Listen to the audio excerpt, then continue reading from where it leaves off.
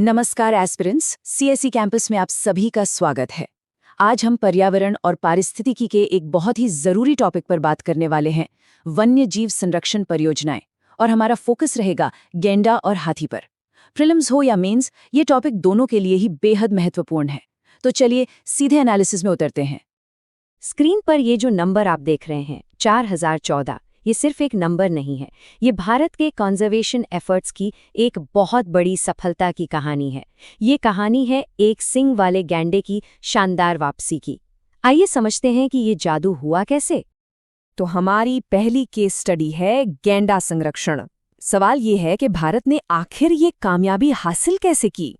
इसे समझने के लिए हमें पहले ये जानना होगा कि गैंडों के सामने खतरे क्या-क्या थे, और फिर उन दशकों के लगातार प्रयासों को देखना होगा जिन्होंने इस प्रजाति को विलुप्त होने से बचाया। देखिए, गैंडों के अस्तित्व पर कई खतरे थे, लेकिन इनमें सबसे बड़ा और फौरी खतरा था अवैध शिकार। क्यों? उनके सींग के लिए, जिसकी इंटरनेशनल ब्लैक मार्केट में बहुत ज्यादा डिमांड थी। इसके अलावा जैसे जैसे आबादी बढ़ रही थी, खेती के लिए सड़कों और बांधों के लिए उनके घर यानी जंगल सिकुड़ते जा रहे थे। इससे मानव वन्यजीव संघर्ष भी बढ़ा। और तो और, काजीरंगा जैसे इलाकों में बाढ़ जैसी प्राकृतिक आपदाएं और घरेलू पशुओं से फैलने वाली बीमारियां भी इनकी आबादी के लिए एक बड़ी चुनौती थी। भारत में गैंडों को बचाने की कहानी कोई आज की नहीं है, ये एक सदी से भी ज्यादा पुरानी है। सोचिए, 1910 में ही शिकार पर प्रतिबंध लगा दिया गया था। आजादी के बाद 1970 में काजीरंगा नेशनल पार्क की स्थापना एक टर्निंग पॉइंट साबित हुई। 80s में ऑपरेशन राइनो जैसे फोकस्ड मिशंस चलाए गए, और फिर 21वीं सदी की सबसे बड़ी पहल आई, इंडियन राइनो विजन 2020 के रूप में। ये पूरी टाइमलाइन भारत के लॉन्ग टर्म कमिटमेंट को दिखाती है। तो आखिर ये इंडियन राइनो विजन 2020 यानी IRV 2020 था क्या? देखिए, ये एक बहुत ही क्लियर और एम्बिशियस टारगेट के साथ शुरू हुआ था कि साल 2020 तक असम के 7 प्रोटेक्टेड एरियाज में गैंडों की आबादी को बढ़ाकर कम से कम 3000 तक ले जाना है। इसी एक लक्ष्य ने अगले 15 सालों के कंजर्वेशन एफर्ट्स को डायरेक्शन दी। और ये कोई एक अकेली संस्था का काम नहीं था। इसमें असम वन विभाग, WWF इंडिया और इंटरनेशनल राइनो फाउंडेशन जैसे कई पार्टनर्स शामिल थे। अब इतना बड़ा लक्ष्य हासिल करने के लिए एक मल्टी प्रोंग्ड स्ट्रैटेजी की जरूरत थी। इसके 4 मेन पिलर्स थे। पहला, हैबिटेट मैनेजमेंट, यानी उनके रहने की जगहों को बेहतर बनाना। दूसरा, प्रोटेक्शन, मतलब शिकारियों से मजबूत सुरक्षा। तीसरा, और ये बहुत ही यूनिक स्टेप था, ट्रांसलोकेशन, यानी गैंडों को एक जगह से दूसरी नई और सुरक्षित जगहों पर बसाना। ऐसा इसलिए किया गया ताकि सारी आबादी एक ही जगह कॉन्सेंट्रेट न हो, जिससे किसी बीमारी या बाढ़ की स्थिति में पूरी स्पीशीज पर खतरा न आए। और चौथा, पब्लिक अवेयरनेस, क्योंकि स्थानीय लोगों के सहयोग के बिना कॉन्जर्वेशन कभी सफल नहीं हो सकता। तो नतीजा क्या निकला? नतीजे वाकई शानदार थे। 2005 में जब ये प्रोग्राम शुरू हुआ, तब असम में करीब 1600 गैंडे थे, और 2020 तक ये आंकड़ा बढ़कर लगभग 2900 तक पहुंच गया, जो हमारे 3000 के टारगेट के बहुत बहुत करीब था। ये इस कार्यक्रम की जबरदस्त सफलता को दिखाता है। चलिए, अब अपनी दूसरी केस स्टडी की तरफ चलते हैं, हाथी संरक्षण।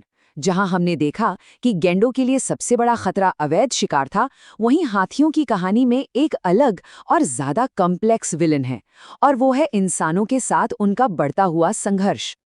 मेंस के आंसर राइटिंग के पर्सपेक्टिव से ये समझना बहुत जरूरी है कि आखिर ये मानव हाथी संघर्ष होता क्यों है।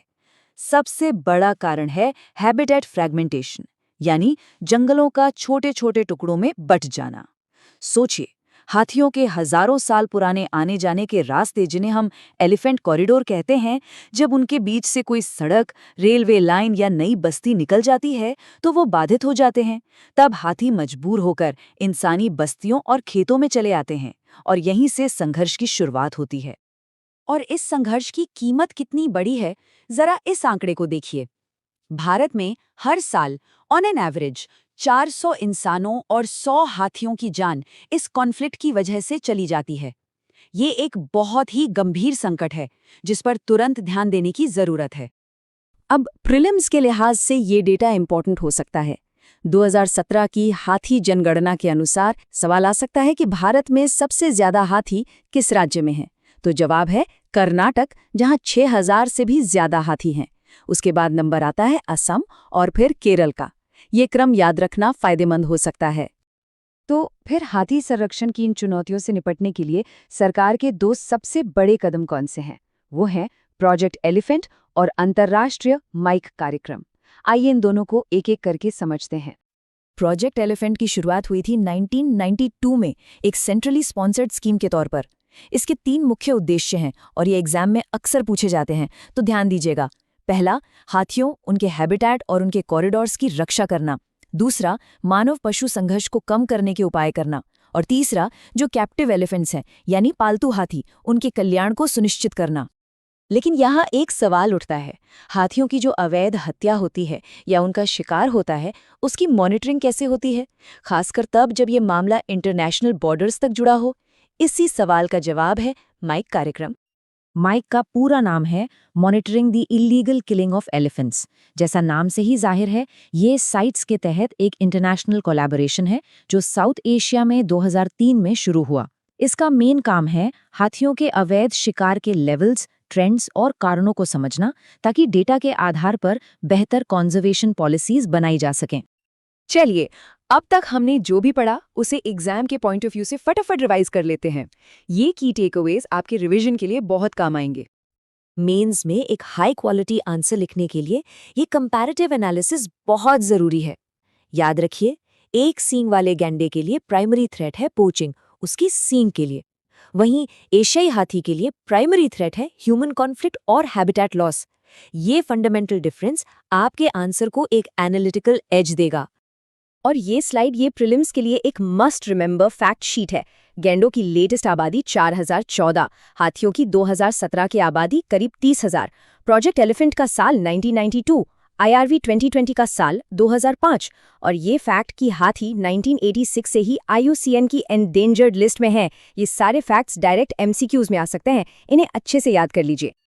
तो अब जब हमने इस विषय को अच्छे से समझ लिया है, तो चलिए कुछ प्रैक्टिस क्वेश्चंस देखते हैं ताकि आप अपनी अंडरस्टैंडिंग को टेस्ट कर सकें।